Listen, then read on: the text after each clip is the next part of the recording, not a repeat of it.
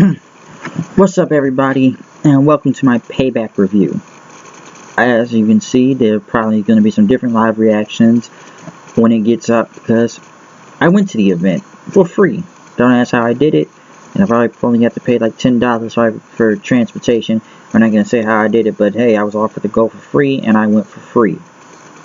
And it's like it's better than paying for a whole ticket, so yeah. So I went to the show, and you know, got there pretty early when I went, and it was a crowd. You know, Allstate Arena is kind of small anyways, but being there at the event for Payback, we saw a lot of people come out. Even Styles, JoJo, Mauro Ranallo, Byron Saxton. As I guess the first match was Dolph Ziggler versus Baron Corbin. Being there on the show, I had to go back and watch it on TV. When I was at the arena, Baron Corbin did, I guess, get a reaction, you know, being booed at everything to get some heat. Ziggler surprisingly got a pop, because last time I've seen Ziggler in Chicago for over 2 times now, Ziggler barely got a reaction, but this time he got a reaction when he came out. I'm not sure how it came across on TV, but I guess you can say, you know, I guess it comes off a little bit differently here, and, you know, being live at the show. And he went against Baron Corbin, which was a pretty good match, but this finish, let's get to the finish. Like, the match was okay, but Ziggler hitting a roll up and winning against Baron Corbin clean. Like, you think they're gonna push this guy up to the moon, maybe undefeated for a while? And Ziggler, he just means so little. Like, he's just mostly a mid-card guy, also a lower card. Like, Ziggler doesn't even do anything right now. So it's like, alright, he got the win. So it's like, whatever. And I guess Baron Corbin will get his win, like, later on. But why would you need to be on a kickoff show? And this guy's supposed to be this unstoppable badass. Like, he, I guess, technically was on NXT. But I don't know what this means for Baron Corbin on the main roster, because I don't know if they've been getting it in, but he lost, and even I had to say it didn't make really much sense to why he lost this match. I thought it was pretty odd. I think it didn't make sense. It just looks like it just happened, just you know, just to happen. So I was very shocked that Corbin, I guess Corbin lost in a way, especially to Ziggler. Later on, I guess in the kickoff show, which I was sitting for several minutes until the next match, it was Kalisto versus Ryback for the U.S. title, since Ryback wants to come out and, you know, do CM Punk. It's clobbering time. We all chanted CM Punk at Ryback. We chanted Goldberg at Ryback. We chanted, I believe, maybe You Still Suck or something. But it was surprisingly a really good match with him and Kalisto. Even Ryback doing a gorilla press off the top rope. So even I'll say I thought that was pretty good when he threw Kalisto off of there. But Kalisto was still able to win with the Selena del Sol. And does this really change anything? Kalisto, this guy's had to defend the U.S. title almost 3 times now on a freaking pre-show for some reason, and now on the main show. He's had to do it 3 times now. So I think it doesn't make a lot of sense. Ryback, yes, did him and Kalisto have a great match, but does this really change anything for Ryback? So this is like, come on.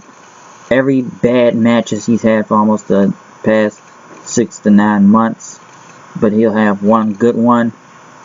What does it mean? I don't know if he'll go anywhere really, but he just had one good match. Like, it's like it wasn't nothing special, but he just had a good match for once. So we'll just keep it there. But I think people did pop for Kalisto when I was at the arena, and they were excited to see him. Then we kicked off the show with Payback as the New Day came out. People were over for the New Day, chanting, you know, don't you dare be sour. They came out and danced, and after they came out, they talked about who's gonna win the tag team tournament, and they welcomed everybody to Payback, and then they started referencing to Beyonce's Lemonade, as Xavier Woods tried to hit on her, even though Xavier Woods kind of recently get married anyway, so why would he be saying this? I don't know, but he did. So it's pretty weird. But then we got an Enzo and Cass, which I was there. Everyone saw. Everybody was there at the Enzo and Cass. Those guys are over. I don't know how much came across on TV, but they even made fun of the villains, calling them some football heads and stuff. Like, hey, football head. And you guys look like, hey, Arnold. Alright, so yeah, you want to pump like Arnold. But you know what, you guys are just, not even like Arnold. You're just, hey, Arnold. I thought it was funny. But this is where the unfortunate part happens. Almost 5 minutes into the match with Enzo and Cass versus the Vaudevillains. And they played this, I heard they played this replay almost 10 times. Like off the TV. But I guess one of the Vaudevillains, I don't know if it was Gotch or something, he throws Enzo into the ropes. Next thing you know, Enzo's like head hits the ropes really badly, and it looks like, I'm not saying it was a whiplash or anything, but I guess he suffered a concussion, and when he threw him into the bottom row, his face just hit the middle and hooked to the bottom, and he was just down, and they just had to call for a ref. Like, we're all sitting there wondering what's happening. Like, is he okay? Is this match going? Is it like kayfabe? I don't know. And he was really hurt. We thought that a lot of people thought he was dead. People chanted for Enzo's name, waiting for him to get up and stuff. But he was just down. Like, he just didn't. He couldn't get up. It's just like he was just dead. Damn near almost. And they kept trying to check in. And they say he was moving, but he was just like, it was just pretty much a bad situation. I heard how TV announcers kept talking about it and just kept playing the clip. But I guess they moved on to the Sami Zayn and Kevin Owens clip we were looking at on the monitor. But they were still helping Enzo and Cass. The New Day looked shocked because they were there sitting in a whole bunch of beanbag chairs, eating pizza, taking pictures of their phone and stuff when they were doing that. But it just looked really... It looked really bad for Enzo right there. It just looked horrible for him. I don't know what you expect was going to happen to the guy, and they just carried him out. And unfortunately, this match was over 5 minutes, but he was just taken to a hospital then, and they say he was moving, and he was talking. So I guess Enzo was all right, but it was a very scary situation, and just everything kind of turned grim. And I felt like the show was going to stretch out longer. Pretty much after that, Sami Zayn went against Kevin Owens, which I would probably say one of the match of the night. People were going berserk over that when pretty much both men got a pop when they came out. So it was insane how both of those guys did what they did. They pretty much did what they did out there, so it was pretty crazy. With Sami Zayn and Kevin Owens. And I thought Cole, I went back to look at I guess today on the internet of what he said during commentary, because I heard the commentary was so bad that Cole called he called the Michinoku driver the Blue Thunder Bomb, which he didn't even know. And he said, oh, it was a traditional Blue Thunder Bomb, and there's a traditional blue one, but the other one was a Michinoku driver, though. And, Sami Zayn said something about, like, motherfucker, and everything to Kevin Owens. Owens was doing a splash out there, and it was crazy. Fans were chanting, this is awesome. So I tried to chant Fight Forever in my section, but, like, this wasn't Nakamura versus Zayn now, okay?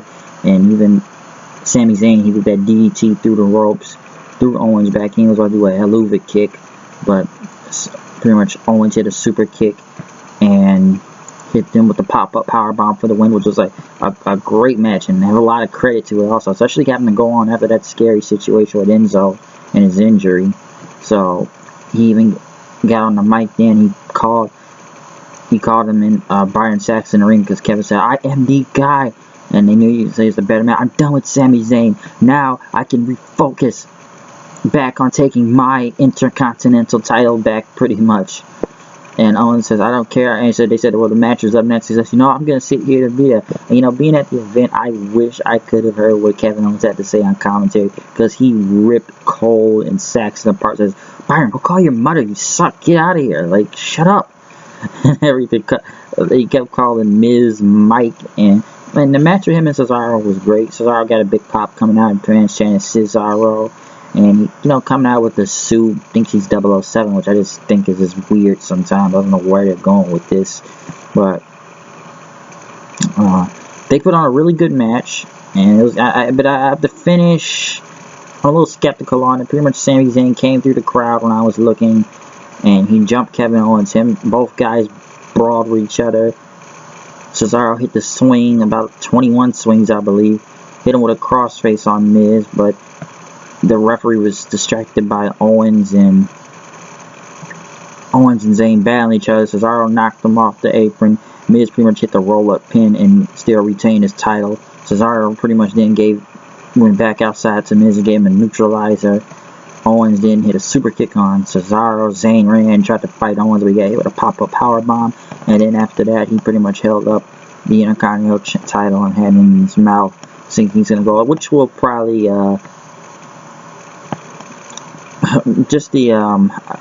it's going to be a fatal 4-way. That's what they're really trying to go to. So we'll probably see Miz, Cesaro, Kevin Owens, and Sami Zayn at Extreme Rules in some type of fatal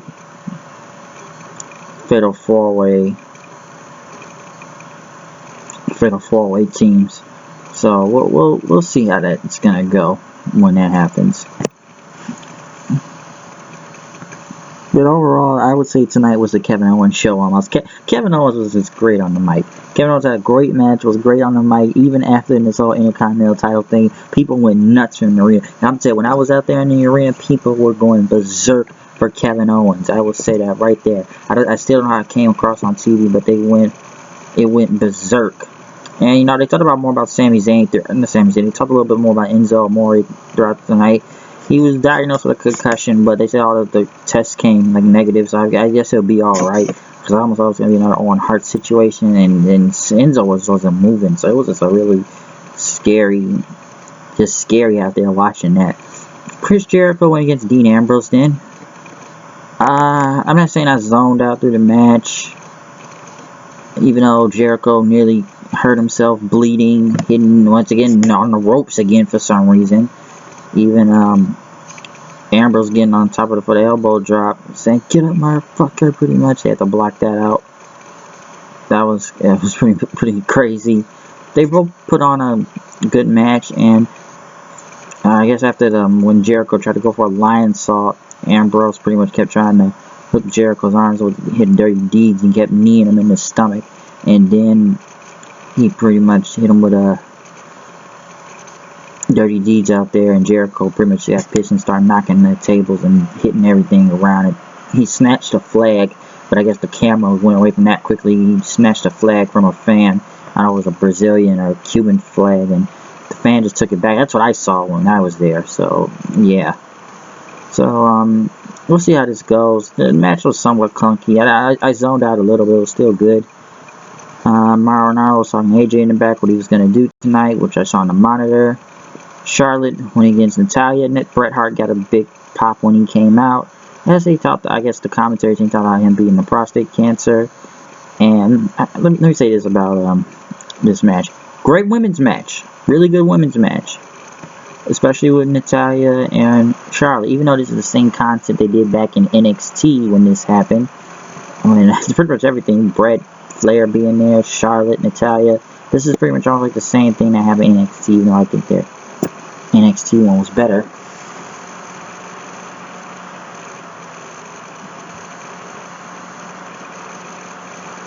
Yeah, the NXT match was better and everything, but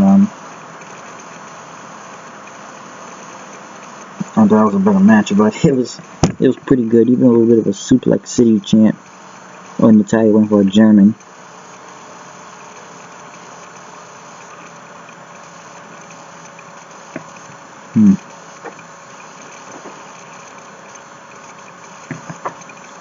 And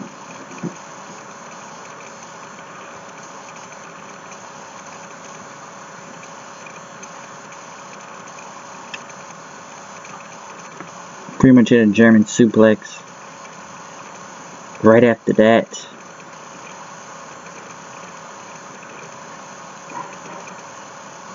yeah, pretty much hit, I'm sorry for pausing.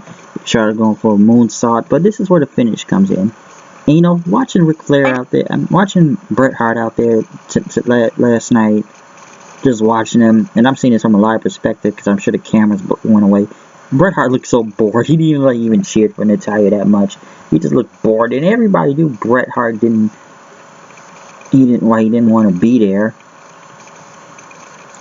He didn't want to be there at all. He just like, screw this, because come on, if you haven't seen all the interviews Bret Hart has been doing, he doesn't care for WWE. He thought WrestleMania was horrible.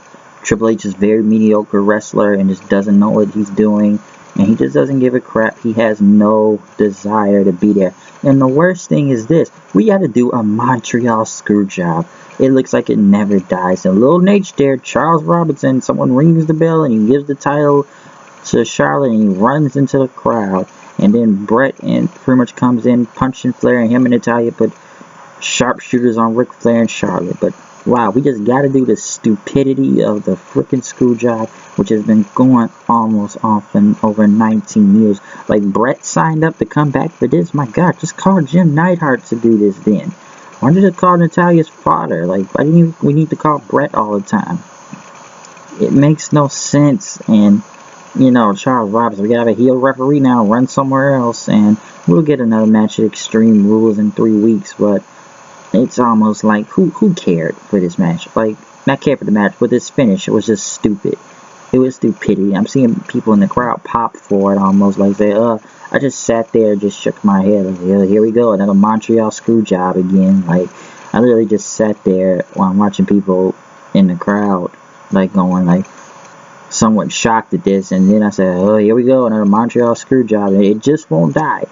And Bret wasted his time coming back for this, just to screw with him, I think. No wonder he doesn't want to be around his company because of stupid stuff like this. And let's get to the longest thing of the night, since, you know, that tag team match with Shaw and Enzo.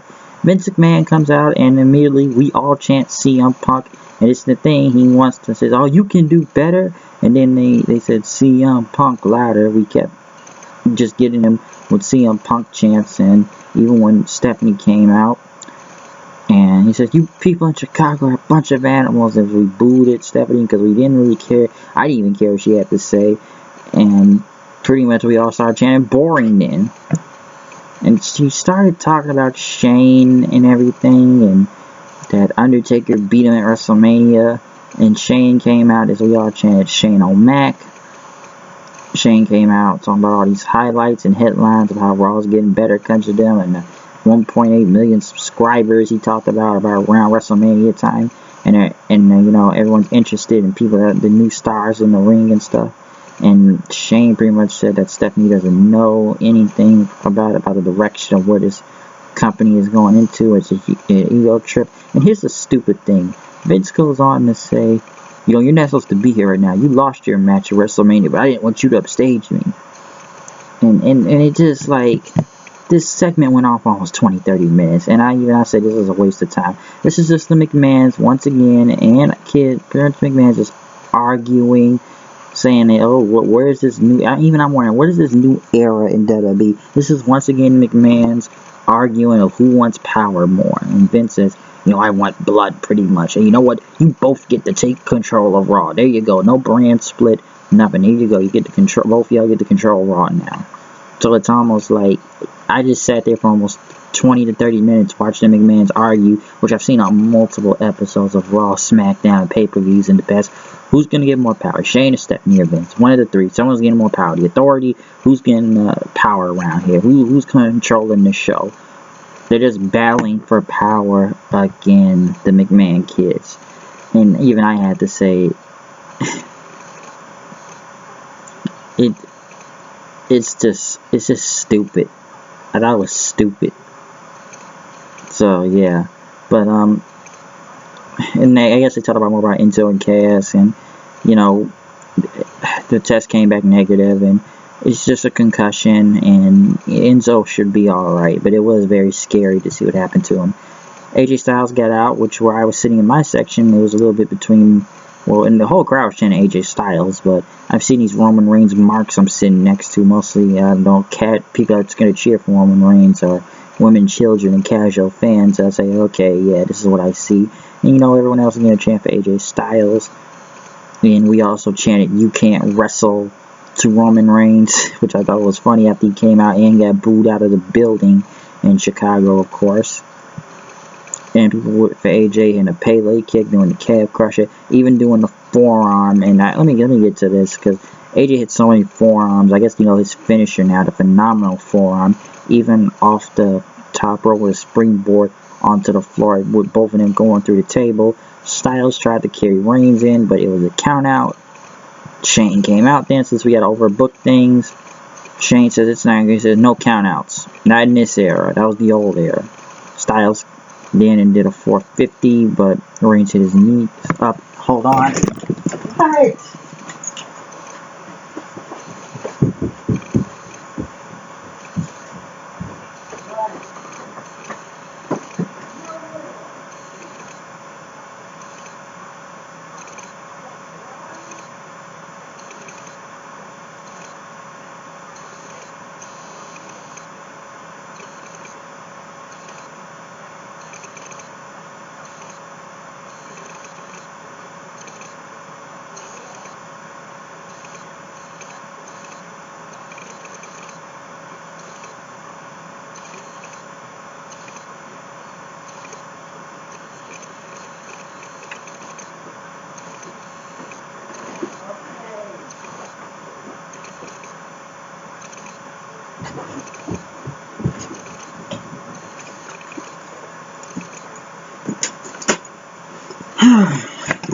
I don't get screwed for that one. After keeping watching the match, of course, we had another DQ, since Reigns had hit Styles in the nuts, I believe. Stephanie came out, said that her brother missed something, so now the match was a no disqualification. And once again, both men kept going. AJ was still kind of trying to knock him around. He knocked Roman Reigns into the barricade and stuff. Reigns hit another Superman punch on Styles until Carl Anderson, Luke Gallows came out, then pulling AJ from under the ring. They went in, they started beating the crap out of Roman Reigns, hitting the finisher on him. AJ went for another forearm, but Reigns pretty much put his foot on the bottom rope then. Usos came out to help and fought Anderson and Gallows. Styles was about to jump off the top rope, but Roman pushed him off into all of the guys until Reigns did a dive of his own to out of the ring, but AJ got out of the way. And then with another forearm, just like the third or fourth forearm he hit on Roman Reigns. And then he threw him back in the ring. He was going to go for a Styles clash, couldn't get it. Styles pretty much dodged the Superman punch off the apron. He went for one more forearm, but Reigns dodged it and he hit one spear. And here's another problem, I guess I'll say this. Reigns, you know, this dude took 4 phenomenal forearms, I guess, as a finisher, but Reigns won with one finisher. Doesn't make a lot of sense. It was a really good match, but other than the overbooked restarts and everything, and I didn't see this on TV, which they showed, because Roman was booed out of the building, but when I went back to watch the clip, I guess now AJ gets an automatic rematch, since according to Shane and them, at Extreme Rules, in the Extreme Rules match, so we'll see how that goes.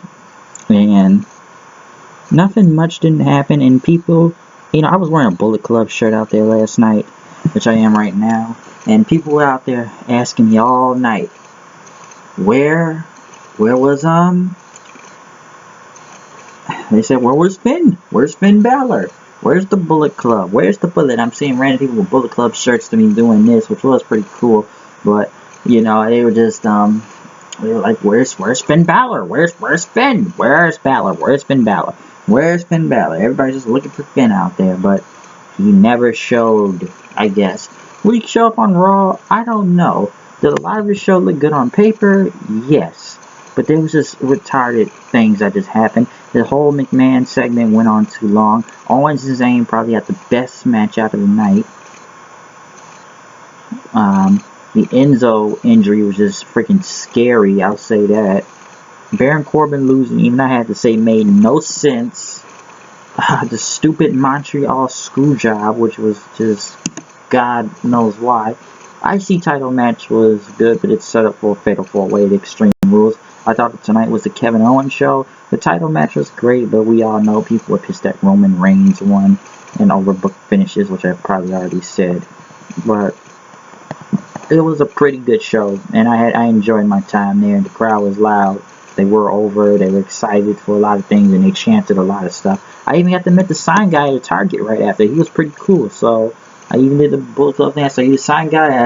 I said, nice to meet you. I got talking, and it was cool. So I think he's on the WWE payroll, like a lot of these other guys, like that Brock Lesnar dude and stuff. I don't know, but the sign guy's real cool. He's been in there for years. He's a good guy. I don't know how he does it, but hey, when I knew this about that blue shirt and that red hat, you know that's the sign guy when you see him. And that guy's awesome. So he's cool. I'll give him that. It was nice seeing him in person. And, that close to him in Target. It was just fucking cool. So yeah, I will get some live reactions up of the footage I got from the event. So I will do my best to get that up. But I did enjoy my time at the pay-per-view. I did have fun. I questioned a lot of decisions and everything. Some stuff I had to go back and watch on TV. And I'll probably have to watch on Botchamania, because I kind of saw the Jericho and Ambrose match, and my God, they were calling so many spots to each other on TV. You know it's going to end up on Botchamania. Cole and his stupid commentary, everything. So yeah, I'm out of here. I'll see you guys later, and we will get this stuff posted up later on today or tonight. Had a great time at the show. See you guys later. Peace out.